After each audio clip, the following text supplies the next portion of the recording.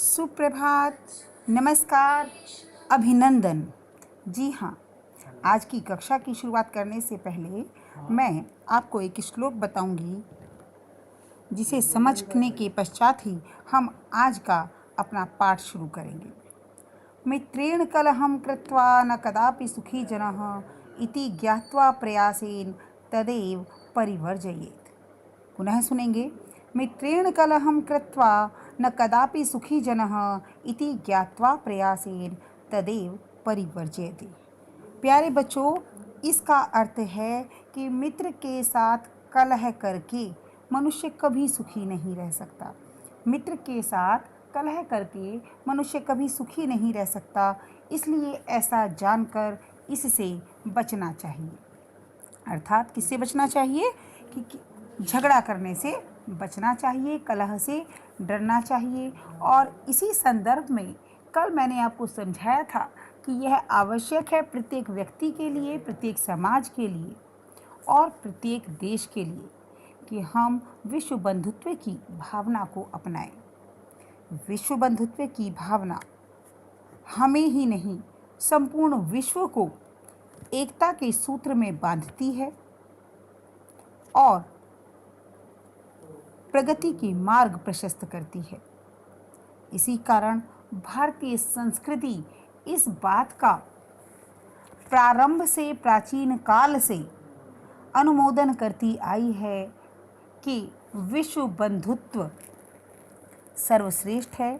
हमें सभी के साथ बंधुता का व्यवहार करना चाहिए। यह राष्ट्र की प्रगति के लिए भी आवश्यक है और विश्व की प्रगति के लिए भी। यदि प्रत्येक प्राणी, प्रत्येक समाज और प्रत्येक देश सभी के साथ स्वार्थ त्याग कर पारिवारिक जनों जैसा व्यवहार करता है, उनके सुख दुख को समझता है, सहायता करता है, तो कोई शक्ति नहीं जो आगे बढ़ने से रोक सके। और कहा भी जाता है कि जो व्यक्ति युद्ध में, राष्ट्र विपत्ति के समय, दैनिक व्यवहार में, अकाल के समय हमारे साथ रहता है, वही हमारा मित्र है, वही हमारा बंधु है। और जो ऐसा नहीं करता, उसके विषय में तो कहना ही क्या। तो ये सब बातें इस पाठ के सार, अनुवाद आदि के माध्यम से आप भली भांति समझ चुके हैं। लेकिन आपके पाठ्यक्रम में कुछ प्रश्न पूछे जाते हैं। जब आपके पेपर होते हैं, आपके सामने प्रश्न पत्र होता है परीक्षाओं में, तो आपसे जो प्रश्न पूछे जाते हैं उनके लिए आवश्यक है कि हम सर्वप्रथम उन प्रश्नों को जानें, जिससे कि उनका हल हम आसानी से कर सकें। तो प्यारे बच्चों, देखो, सबसे पहले मैं आपको यह प्रश्न समझाऊंगी। यह है समानार्थक पदानि चित्वा लिखत मंजूषातः। समानार्थक पदानि चित्वा लिखत कि मंजूषा यानी कि ये जो बॉक्स आपका बना हुआ है, इसे कहा गया है कि इससे समानार्थक अर्थात पर्यायवाची समान अर्थ वाले शब्दों को चुनकर लिखें। अब उसके लिए क्या जरूरी है? हम समानार्थक शब्द कब लिख सकते हैं? जब हमें मंजूषा में लिखे शब्दों के अर्थ पता हों। तो चलिए जानते हैं। परस्य, दूसरे का, दुखम, दुख, आत्मानम, अपना, बाधितः, रोकना, परिवार है, परिवार, संपन्नम, संपन्न, त्यक्तवा, त्याग कर, संपूर्ण, संपूर्ण। तो अब देखिए, यहाँ पर हम हर शब्द से किस प्रकार शब्द खोजते हैं, निकालते हैं। स्वीकीयम, अपने आप, समानार्थक शब्द होगा आत्मानम, अपने आप के लिए आता है। अवरुद्ध मतलब रोकना, तो ऊपर वाले शब्दों में बाधितः शब्द इसका समानार्थक होगा। कुटुंबकम, कुटुंब किसे कहते हैं? परिवार को, है ना?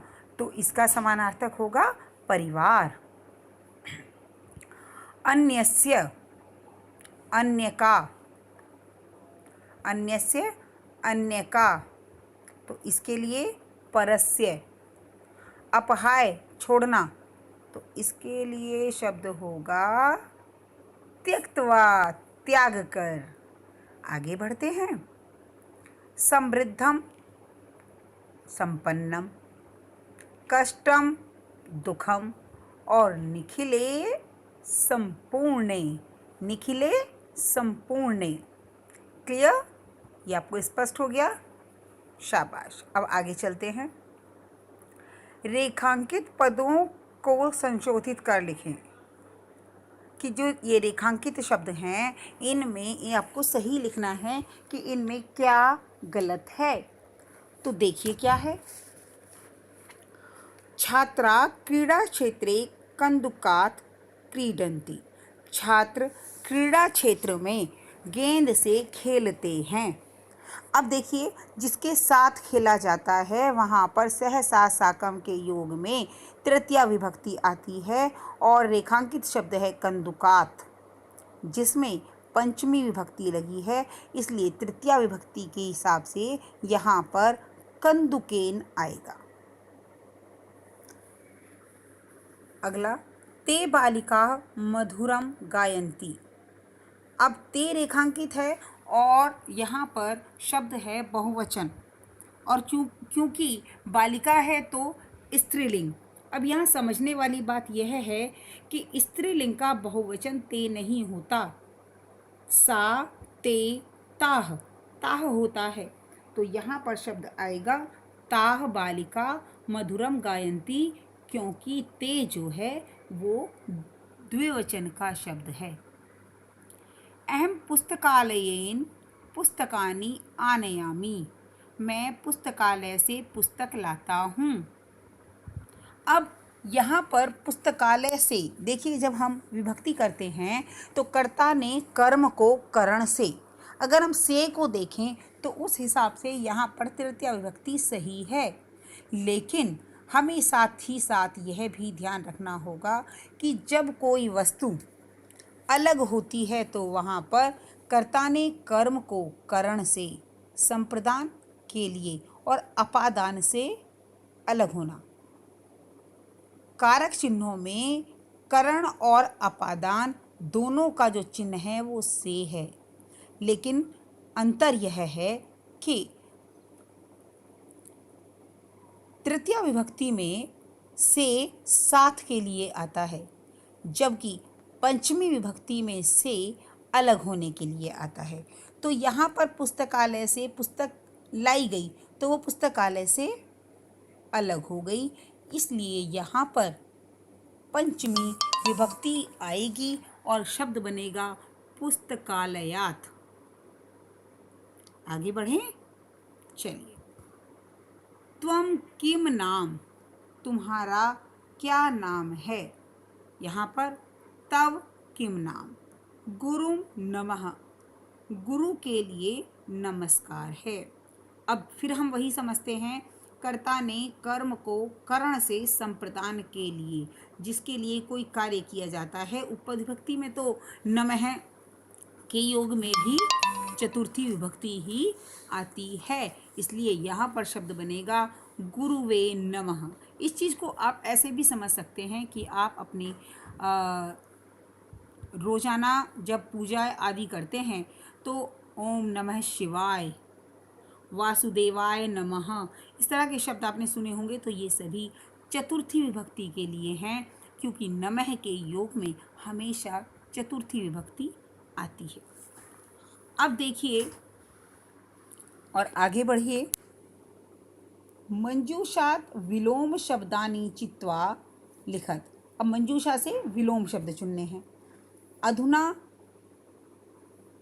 आजकल, मित्रतायाः मित्रता, लघु चेतसाम छोटे हृदय वाले, ग्रहीत्वा ग्रहण कर, दुखिनः दुखी, दानवाः दानव। अब ये जो नीचे शब्द हैं, जैसा कि प्रश्न से स्पष्ट है कि हमें इसके विलोम लिखने हैं, तो बड़े ध्यान से समझेंगे और लिखेंगे। शत्रुतायाः, शत्रुता का विलोम शब्द क्या होता है? मित्रता। तो यहाँ क्या बनेगा? शत्रुतायाः मित्रतायाः। पुरा प्राचीन, अधुना आजकल का। मानवाह आखिरी शब्द है दानवाह। आया समझ? जी हाँ, बहुत अच्छे, आपको सब समझ आ रहा है। मानवाह दानवाह उदार चरिता नाम लघु चेतसाम। सुखिनः सुखिनः के लिए जरा घुमाएं अपने इन, हाँ जी, दुखिनः समझ आया ना। अपहाय, अपहाय कहते हैं त्यागना, तो इसका वर्ड क्या बनेगा? इसका शब्द बनेगा विलोम शब्द त्यागना, ग्रहण करना, तो अपहाय ग्रहित्वा। ठीक है, ये आपको भली भांति समानार्थक और विलोम शब्द जो हैं वो समझ में आ गए होंगे बहुत अच्छे से। और जहाँ तक मैं जानती हूँ आप सभी बड़े ध्यान से इन्हें समझने की कोशिश कर रहे हैं। इसके पश्चात लिंग, विभक्ति और वचन।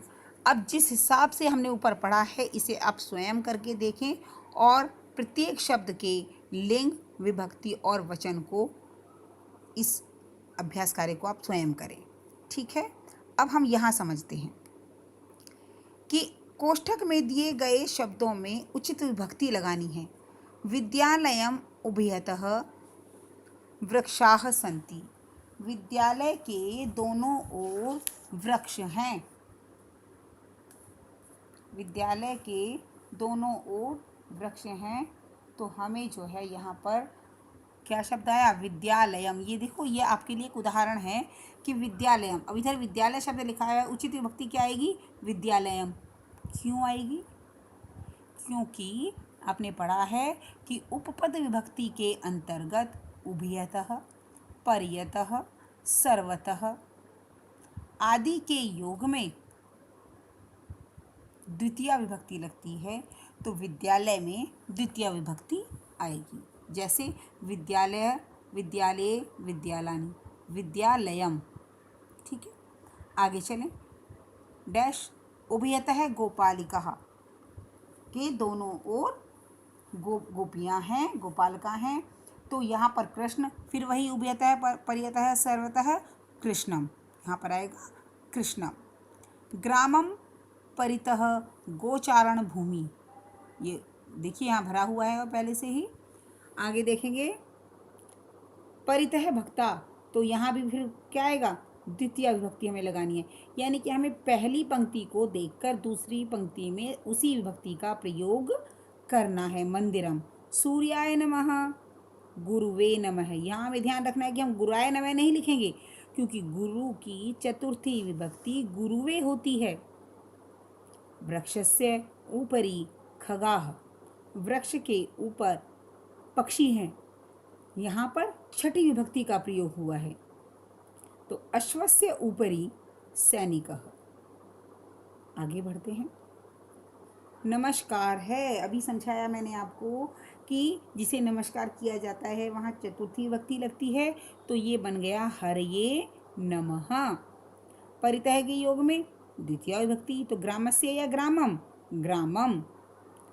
अम्बायाः अम्बायै नमः, नमः के योग में चतुर्थी, तो शब्द बन गया अम्बायै। ऊपरी अभिनेता अभिनयम करोति के ऊपर अभिनेता अभिनय करते हैं, अर्थात मंच के ऊपर, षष्ठी विभक्ति मंचस्य ऊपरी। उभयतः पुत्रौ स्तः, उभयतः पुत्रौ स्तः, दोनों तरफ पुत्र हैं, तो उभयतः परितः सर्वतः, बिल्कुल सही। द्वितीय विभक्ति पितरम उभयतः पुत्रौ स्तः। अब जहाँ तक उम्मीद करती हूँ बहुत अच्छे से आप सभी ने इन्हें पढ़ लिया होगा, समझ लिया होगा, और आपका यह पाठ पूर्ण हो गया है। आज आपने इस पाठ के अंतर्गत क्या सीखा है? आपने इसके सार को समझा है, आपने इसके अनुवाद को समझा है, शब्दार्थों को समझा है और इसके अभ्यास कार्य को समझा है। इसके अंतर्गत ये सभी चीज़ें आपको अपनी अभ्यास पुस्तिका में भी करनी है। तो आज के लिए इतना ही। धन्यवाद।